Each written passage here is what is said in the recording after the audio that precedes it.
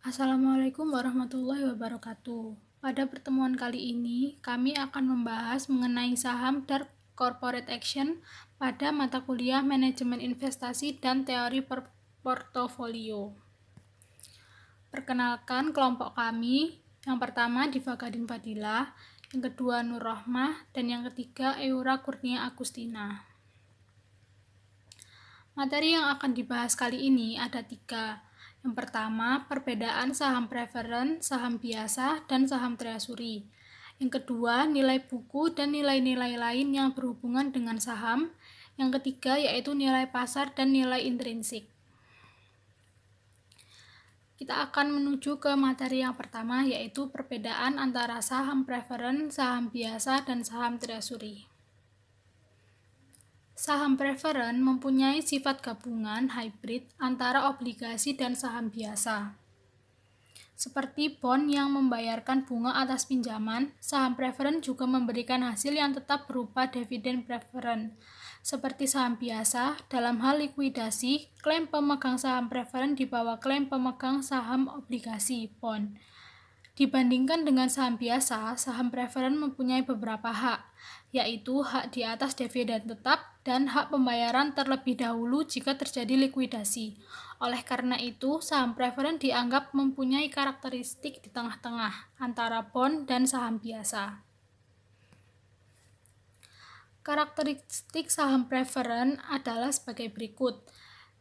Yang pertama, preferen terhadap dividen. Pemegang saham preferen mempunyai hak untuk menerima dividen terlebih dahulu dibandingkan dengan saham biasa. Saham preferen juga umumnya memberikan hak dividen kumulatif, yaitu memberikan hak kepada pemegangnya untuk menerima dividen tahun-tahun sebelumnya yang belum dibayarkan sebelum pemegang saham biasa menerima dividennya.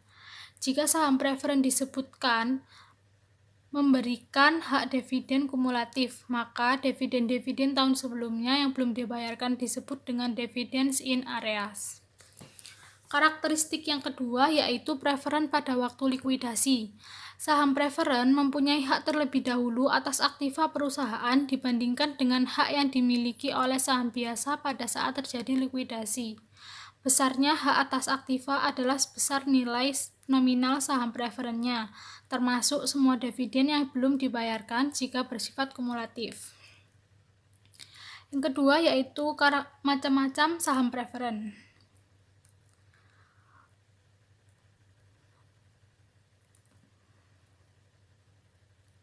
Untuk menarik minat investor terhadap saham preferen dan untuk memberikan beberapa alternatif yang menguntungkan baik bagi investor atau bagi perusahaan yang mengeluarkan saham preferen, ada beberapa macam saham preferen yang telah dibentuk. Yang pertama adalah convertible preferred stock. Untuk menarik minat investor yang menyukai saham biasa, beberapa saham preferen menambah bentuk di dalamnya yang memungkinkan pemegangnya untuk menukar saham ini dengan saham biasa dengan rasio penukaran yang sudah ditentukan. Yang kedua yaitu callable preferred stock. Bentuk lain saham preferen adalah memberikan hak kepada perusahaan yang mengeluarkan untuk membeli kembali saham ini dari pemegang saham pada tanggal tertentu di masa mendatang dengan nilai yang tertentu.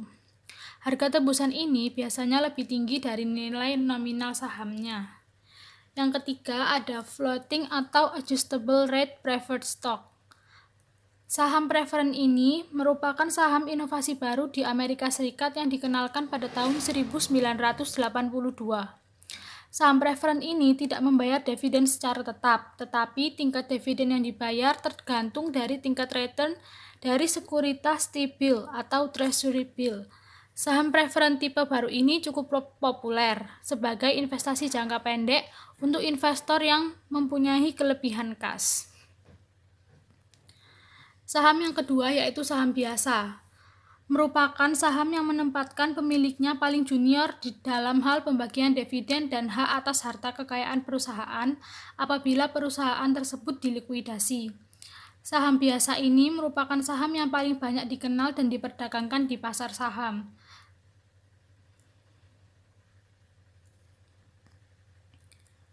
Hak pemegang saham biasa. Yang pertama yaitu ada hak kontrol. Pemegang saham biasanya mempunyai hak untuk memilih dewan direksi.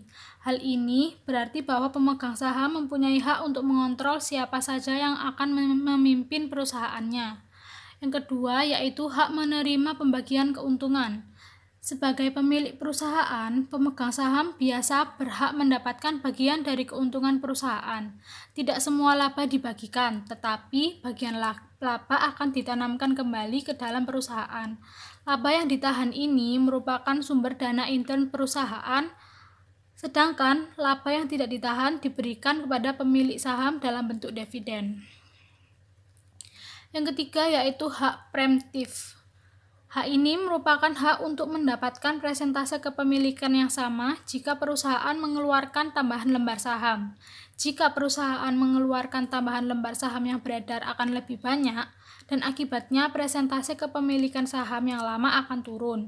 Hak preemptif memberi prioritas kepada pemegang saham lama untuk membeli tambahan saham baru sehingga presentase kepemilikan tidak berubah. Jenis saham yang ketiga yaitu ada saham treasury. Saham ini adalah saham milik perusahaan yang sudah pernah dikeluarkan dan beredar, kemudian dibeli kembali oleh perusahaan untuk tidak dipensiunkan, tetapi disimpan sebagai treasury.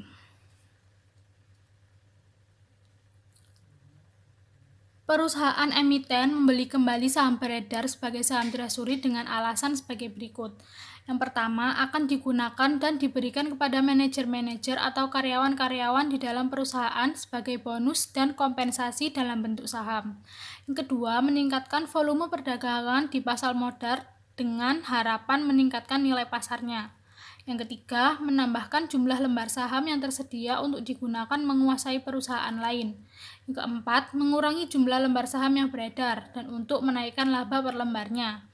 Yang kelima, alasan khusus lainnya, yaitu dengan mengurangi jumlah saham yang beredar sehingga dapat mengurangi kemungkinan perusahaan lain menguasai jumlah saham secara mayoritas dalam rangka pengambilan alih tidak. Nilai buku dan nilai-nilai lainnya. Untuk menghitung nilai buku suatu saham, beberapa nilai yang berhubungan dengannya perlu diketahui, yaitu nilai nominal, agio saham, nilai modal disetor, nilai buku, dan laba ditahan. Nilai nominal. Nilai nominal par value dari suatu saham merupakan nilai yang kewajiban yang ditetapkan untuk tiap-tiap lembar saham. Agio saham.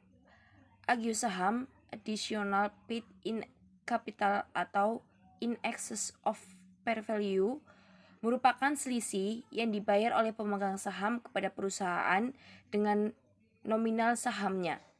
Agio saham ditampilkan di neraca dalam nilai totalnya, yaitu agio per lembar dikalikan dengan jumlah lembar yang dijual. Nilai modal disetor. Nilai modal disetor, paid in capital, merupakan total yang dibayar oleh pemegang saham kepada perusahaan emiten untuk ditukarkan dengan saham preferen atau dengan saham biasa. Nilai modal disetor merupakan penjumlahan total nilai nominal ditambah dengan agio saham. Laba ditahan. Laba ditahan, retained earnings, merupakan laba yang tidak dibagikan kepada pemegang saham. Laba yang tidak dibagi ini diinvestasikan kembali kepada perusahaan sebagai sumber dana internal. Yang terakhir yaitu nilai buku. Nilai buku, book value, per lembar saham menunjukkan aset bersih, net asset, yang dimiliki oleh pemegang saham dengan memiliki satu lembar saham.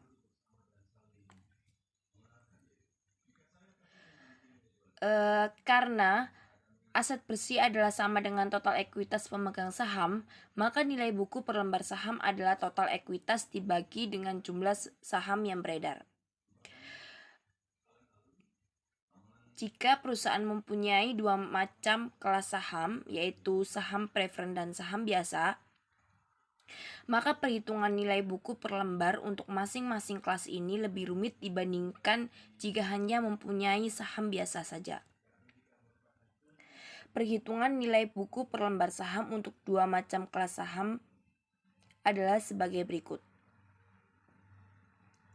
1. hitung nilai ekuitas saham preferen, yaitu dengan mengalihkan nilai tebus call price ditambah dengan dividen yang di-rilis dengan lembar saham preferen yang beredar. Yang kedua, hitung nilai ekuitas saham biasa.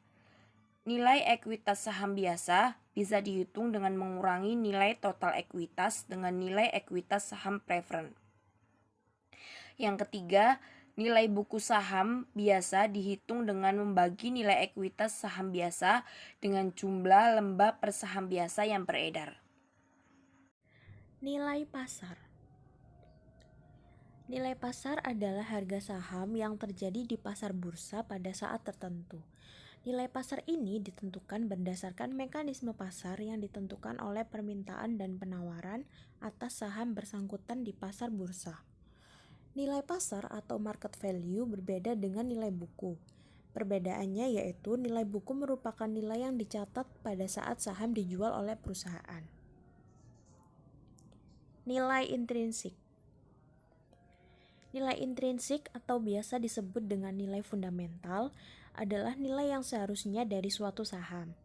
Investor atau analis akan membandingkan nilai intrinsik saham dengan harga pasar sekarang untuk mencegah apabila terjadi kesalahan harga atau misprice.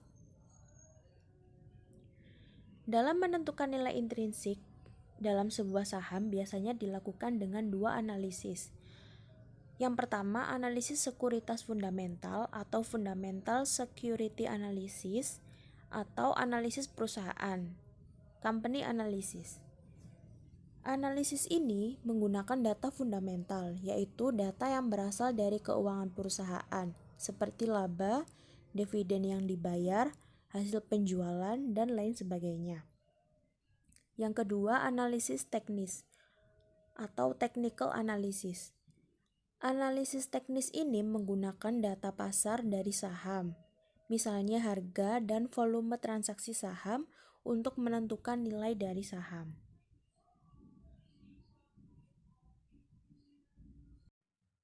Demikian presentasi dari kelompok kami tentang saham dan corporate action.